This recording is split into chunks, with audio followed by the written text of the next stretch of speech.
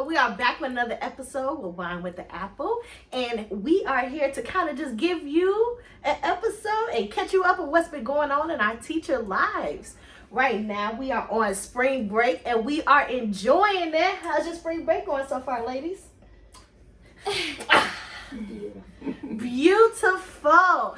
I think that for me, I always try to kind of like recoup and sleep and get caught up on all of the good sleep that we've been missing out. What is like a priority that you guys try to get to during your spring breaks? Cleaning. I've been doing yard work and house chores. So I just wiped down all the baseboards in my house yesterday. Yeah, I did a lot of the yard. Try to clean up around my house, but just little things drive me crazy. So Yes. Just Yeah, for me, I was making sure that I got like my car worked on and cleaning. Those are like my biggest priorities. So I just like this time because it's like leisure time. So they're trying to enjoy it. But we wanted to catch you guys up because we've missed you.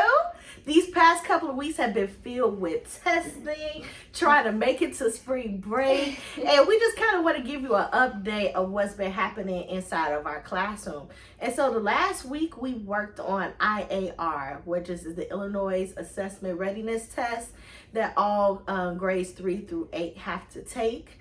So we were getting ready for that. Our students were online taking the test every single day this week. And I have to say for at least my class, the first day was kind of rocky because they were trying to get acclimated to the test. But the rest of the week, they rocked it out. I was very proud of them. And shout out to one of the fellow teachers at Roosevelt because they adopted our classrooms to kind of give our kids a pep talk to get them ready through the testing week. So it was pretty steady for us. How about you guys? Yeah, it went well. I think it's always stressful to do state testing. Testing period for our students. They don't always understand the significance of it, so they don't always have that real buy-in. So I think it's a lot of pressure on us to try to make sure, we're rooting for them to do their best. Like you said, we did have those teachers who adopted us, so they gave us a lot of encouragement, gave our students something to really push for. So that helped out a lot. But I think for most of the testing days, my students did very well. Yeah, I can't complain. I would agree because I knew that there were some of them when they looked at me, they're like, I have no idea. But they still tried their best. I didn't see like anybody just laying down their heads and giving up. I did. I had one, and it was really hard for me because it was one of my babies who I knew already struggled. First of all, the student struggled with academics, attendance, and so with all of that encompassed, you put this big test in front of that baby, and what do we expect? So it was just me trying to encourage that student. Reached out to the parent of that student. I just wanted that student to give their all, even if it was daunting. Yes, it was just, you just saw the draining of their face, and you wanted to say, just pick something, I wanted to say, just pick an answer. But then you have those students looking at you like, but what if I get it wrong? And it's so hard. That part is hard. And even though I had that one student who did give up, at the end of the test, I say the last 10, 15 minutes, they came back, they finished, they persevered, which is all I could really ask for. So. Yeah.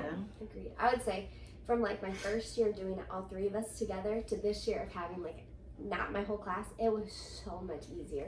So much stress-free. We went to the lab and it was just us. Some days I had like 14 kids. It was just like, we were chilling. Yeah, because like Maddie and I, we both have the IEP rooms. So our students, they split up because the ones who have the individual learning plan, they actually tested. Was it the week before? Yes. It was the week before. It was the week before? Yeah. I feel like it was like, I feel like there's been so many weeks. Seriously, I've lost track. Well, so anyway, so they tested the week before, so we didn't have our full class when we tested, and it was a lot easier. Just to paint the picture of what state testing looks like, it's a in-depth questionnaire of just maybe like 12 to 14 questions, and it's asking the kids to apply different skills at once. And so usually we kind of teach those skills in a unit, but for them to apply it in multiple ways and multiple avenues, that's where I saw a lot of frustration. And so I would have asked the question, how do you guys help your students prepare for that next day? Because we do a lot in my classroom. We talk about it and using like a thumbs up, side down, how do you think testing went? And we kind of do a debrief session about how we can improve better. How do you guys kind of help your students push forward to the next day? Because it's a long week. Well, for me, I didn't have to do any of that. I mean, That's good. I love that whole, how was your day? How you think the test went? But for my students, I always had at least 2 to 3 testing to the last minute. So I always had somebody testing through. The ones who, you guys, I have to be brutally honest. The ones who were finished, they did what they could. There was no really me pushing them any further, because I don't like the fact that we did state testing this year. I just don't. I think that it was so redundant. Half of my babies could not read the text. They could not decipher, like, there was one part that they had to, do some manipulating, and they didn't understand how or why or what that consisted of. The content that was on the test was so above their skill Even level. thinking back to our state testing, what was it, like the ISAT? Yes. Like it was like a multiple choice. Like, so you were solving math problems, but this is like short answer. You have to describe, explain, Yes. reasonable.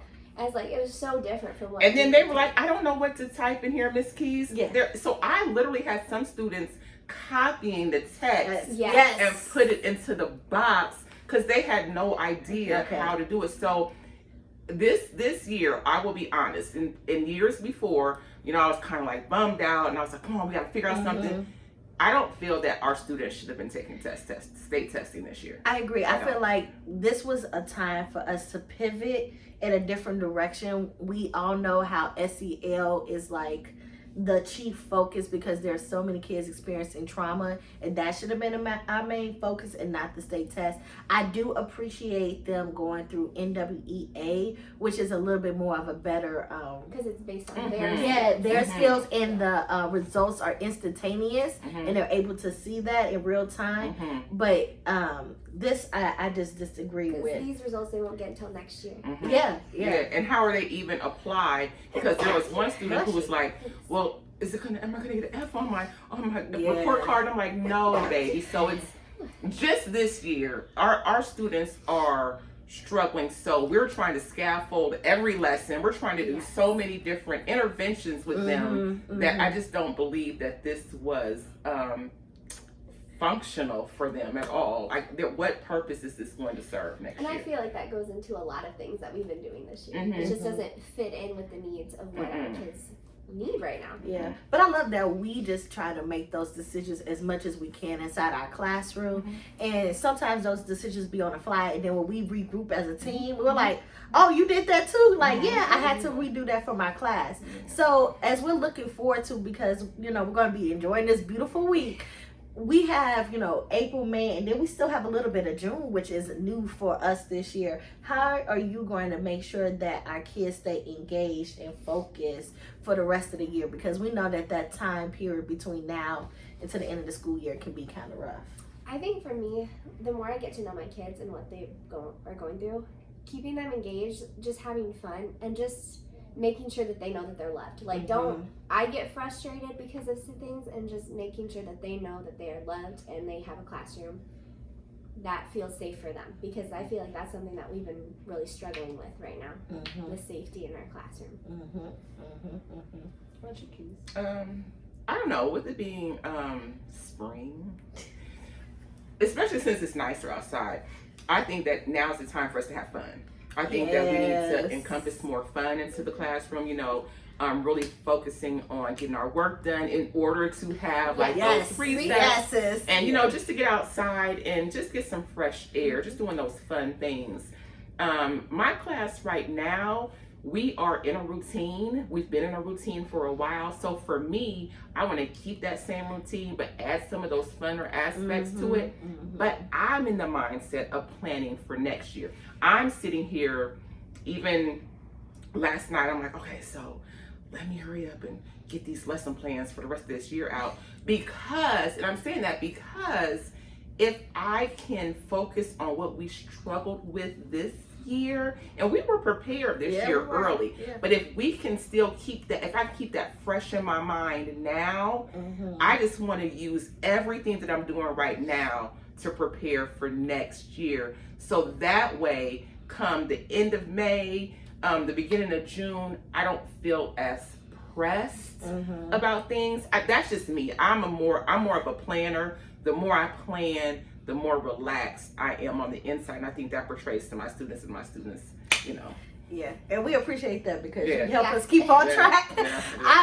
But for me, I think for this next month, because I have a student teacher and her last day is at the end of April, and I just want her to be able to walk away from this experience learning so much and being able to use some of the tools that she has gotten in our classroom to be a successful teacher. So that's kind of how I want to wrap it up. And then as we end our months, I just want to be able to have fun with my babies, to kind of get them back and help prepare them into the 5th grade, kind of get front load. This is what the 5th grade is going to look like, especially because I've had experience in it before. But yeah, I just want my student teacher to like have a bomb ending, and we just kind of wrap up the year as best we can. And fill in those last little tools that they can use before they leave you. Yes.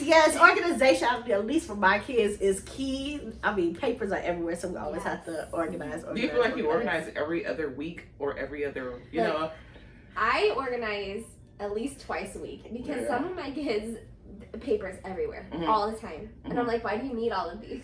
That's literally part of my transition. Like, okay, we're moving from ELA to math. Let's clean up the papers that just magically fly off the desk. Paper swords that just show up out of nowhere. It's like, where did those papers come from? I didn't print them. So where did you get it?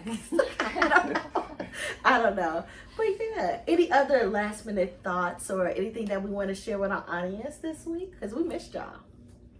We did. I think that I just appreciate this time. I don't know if a lot of you at home really understand that teachers need this break desperately. So do the students. The students need this as well. So this break is so welcome. It was a hard last couple of weeks. So just know that we need to take care of ourselves, and this was much needed. Yes. I agree. Yeah, I agree. So to the teachers and parents and staff out there, if this is your spring break, enjoy it. If it's